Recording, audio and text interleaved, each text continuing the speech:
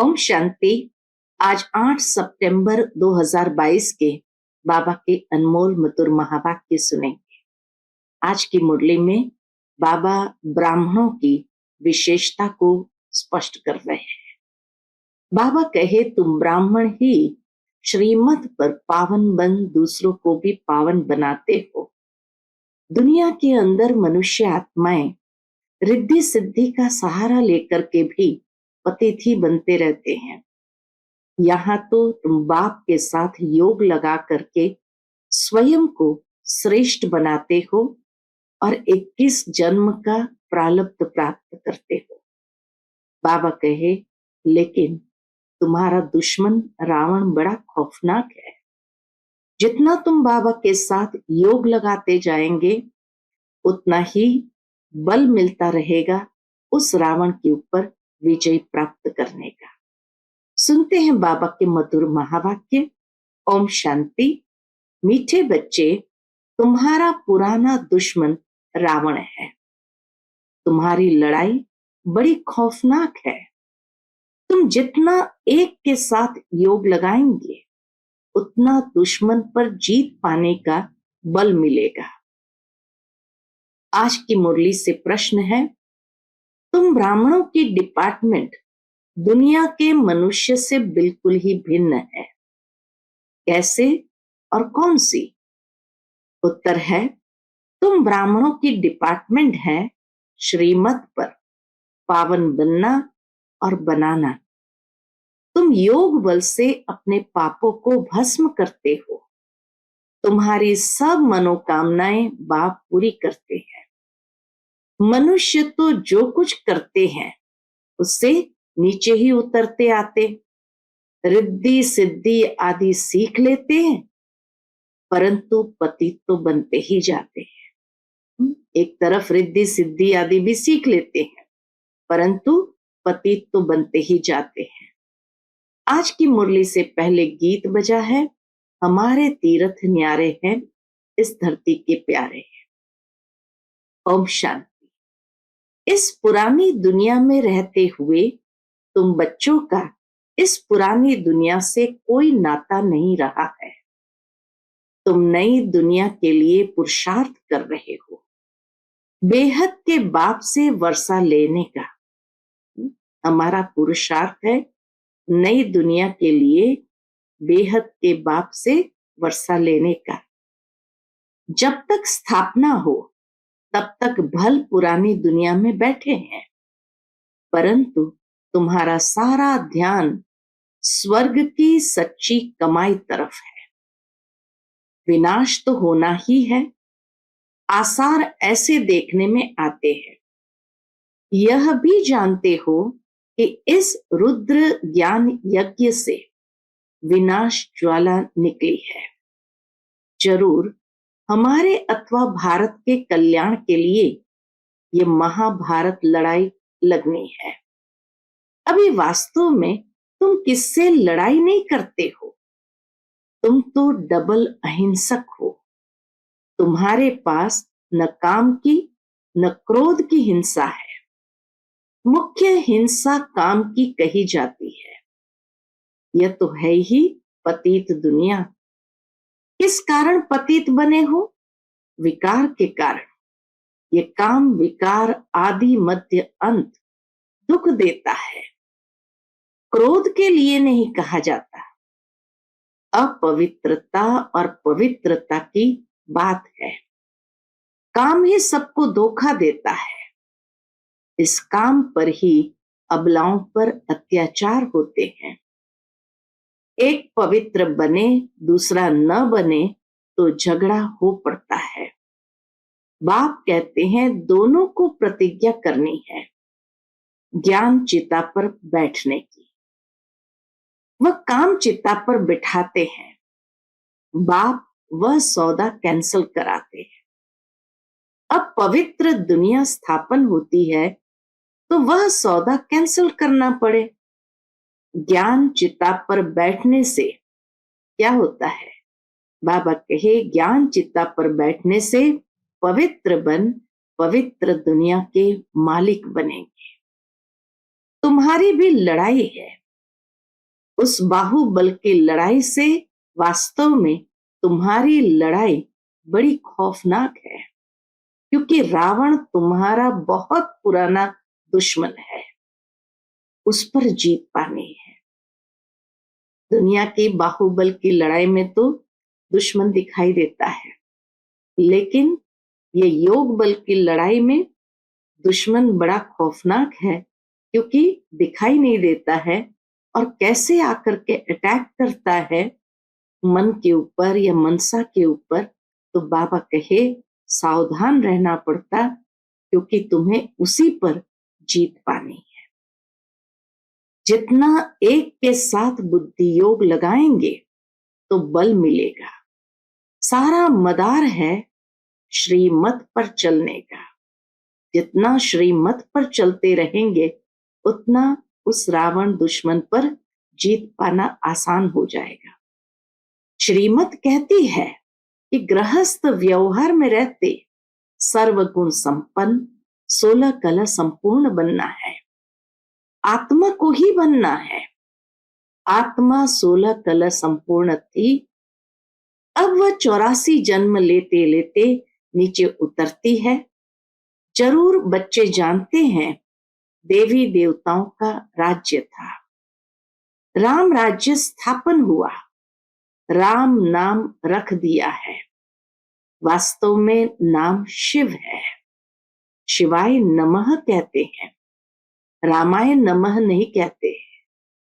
शिव बाबा अक्षर बहुत राइट है। राम को बाबा कोई कहते नहीं, शिव को बाबा कहते हैं। राम यानी परम पिता परमात्मा, न कि रघुपति राघव राजा राम। मनुष्य जो सुनते हैं वह बोलते जाते हैं।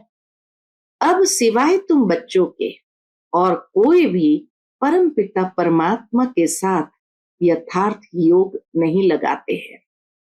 वह तो समझते हैं कि परमात्मा तो ब्रह्म ज्योति स्वरूप है, नाम रूप से न्यारा है।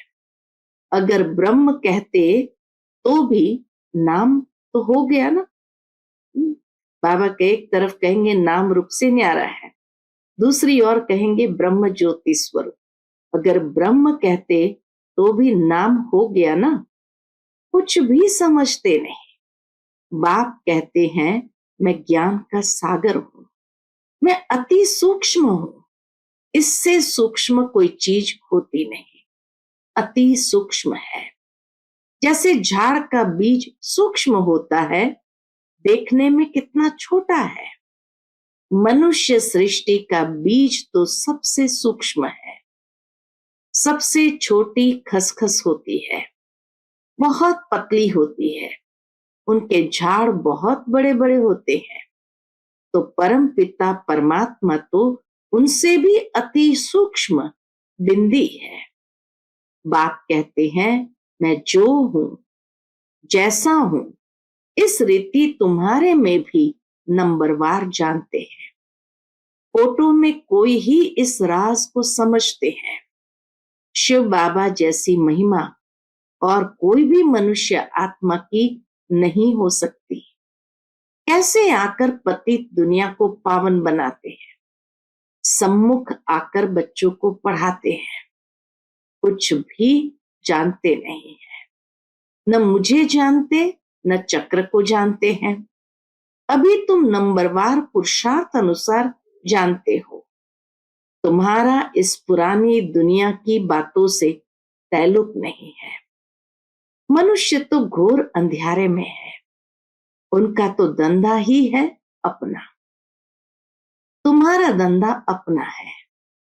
तुम हो गए गुप्त योग बल की सेना, वह है बाहुबल की सेना। उनको तुम जानते हो, तुमको कोई नहीं जानते। बाहुबल की सेना को हम जानते, वो हमें नहीं जानते। वो लोग साइंसदान, साइंसदान के लिए बाबा कहते कि वो लोग स्टार पर जाने की कोशिश करते हैं। देखा है तो समझते हैं हम क्यों नहीं जा सकते। हम समुद्र का अंत क्यों नहीं पा सकते, इसलिए पुरुषार्थ करते हैं। बाकी जो इन आंखों से नहीं देखा जा सकता, उनका पुरुषार्थ कर नहीं सकते। आत्मा इतनी सूक्ष्म है तो उसको समझने का पुरुषार्थ नहीं कर सकते। उनकी बुद्धि में तो स्थूल चीजें आती है, उनके लिए पुरुषार्थ करते हैं। सूक्ष्म से सूक्ष्म परमात्मा को तो जानते ही नहीं है। खुद ही आकर बच्चों को अपना परिचय देते हैं। परमात्मा सूक्ष्म से सूक्ष्म, उनको खुद आकर के अपना परिचय देना पड़ता है। तुमने चित्र बड़ा ज्योतिर्लिंगम का बनाया है, तो तुम्हारी बुद्धि में भी वह आता है। बाप बच्चों को समझाते रहते हैं कि जैसे बाप की गत मत न्यारी है, वैसे तुम्हारी सदगति की मत सारी दुनिया से न्यारी है। तुम्हारा और कोई बात से ताल्लुक नहीं है। तुम सच्चे ब्राह्मण बने हो। ब्राह्मणों का विस्तार तो कुछ है नहीं। वो ब्राह्मण लोग कहेंगे हम ब्रह्मा की औलाद है। ब्रह्मा तो हुआ प्रजापिता, उनका बाप कौन? वह तो कोई जानते नहीं। वह तो त्रिमूर्ति ब्रह्मा कह देते हैं। ब्रह्मा के 3 रूप कैसे हो सकते? यह तो 3 देवताएं हैं। तीनों की एक्टिविटी अलग है। रचयिता तो एक ही शिव है।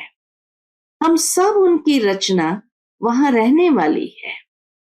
ऊंच ते ऊंच बाप ही सुप्रीम सोल है। सुप्रीम सोल एक निराकार बाप को कहा जाता है।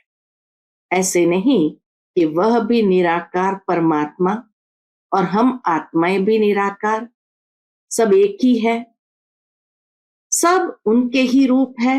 नहीं, बाप अलग है, बच्चे अलग है। तुमको बाप ने नॉलेज दी है। शास्त्रों में तो यह बातें है नहीं कि ब्रह्मावंशी ब्राह्मणों को परम पिता परमात्मा बैठ पढ़ाते हैं। परमात्मा ने आकर यह ब्रह्मा मुख वंशावली रची है। जब चक्र पूरा हो, संगम होता है, तो बाप आकर पतित दुनिया की अंत और पावन दुनिया की आदि करते हैं। तो जरूर संगम पर ही आना पड़े। पावन बनने में टाइम लगता है।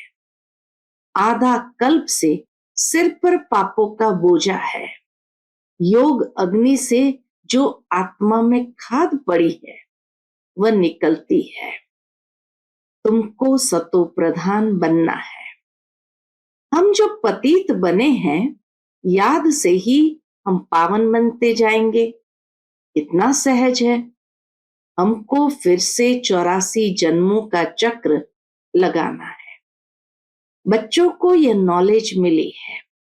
बाप भी कहते हैं हम तुमको फिर से राजयोग सिखलाने आए हैं। बाप वर्षा देते हैं, रावण श्राप देते हैं। ये बाप ही बैठ समझाते हैं। इस समय बाप आकर सब मनोकामनाएं पूरी करते हैं। अशुभ कामनाएं तो माया पूरी करती है। आजकल रिद्धि सिद्धि वाले बहुत पैसे कमाते हैं। वह कामनाएं माया पूरी करती है। रिद्धि सिद्धि वालों की कामनाएं माया पूरी करती है। उनकी भी किताब आदि होती है। तुमको तो कोई किताब नहीं, शास्त्र आदि नहीं पढ़ना है। तुम्हें बाप की श्रीमत है। बच्चे पावन बनो और पावन बनाओ। तुम्हें कभी पतित नहीं बनना है। तुम्हारी यह डिपार्टमेंट ही अलग है। कल्प पहले जो आकर ब्राह्मण बने होंगे वही पुरुषार्थ करेंगे। देवताओं का देखो कैसे सैपलिंग लग रहा है। ब्राह्मण बनते जाते हैं। जो थोड़ा भी सुनकर जाते तो प्रजा में आ जाएंगे, राजधानी में आ जाएंगे ना। मौत सामने खड़ा है। हिटपिट थोड़ा जोर भी कर सकती है। बाबा कहे खिटपिट थोड़ा जोर भी भर सकती है, बंद भी हो सकती है। बुद्धि कहती है कि अर्जुन अभी थोड़ा देरी है, राजधानी अभी कहाँ स्थापन हुई है। राजाओं, सन्यासियों आदि को अर्जुन ज्ञान कहाँ दिया है। विवेक कहता है विनाश में थोड़ा देरी है, बाकी रिहर्सल होती रहेगी। वंडर है ना, ये यज्ञ रचते हैं लड़ाई बंद करने के लिए, और भगवान ने यज्ञ रचा है सारी दुनिया का परिवर्तन करने के लिए, यानी विनाश के लिए। थोड़ा शांति होगी तो कहेंगे हमने यज्ञ रचा इसलिए शांति हो गई। एक बार यज्ञ सफल हुआ तो चलता रहेगा। बरसात के लिए यज्ञ रचा, बरसात हुई तो खुशी होगी, बरसात नहीं होगी तो कहेंगे ईश्वर की भावी।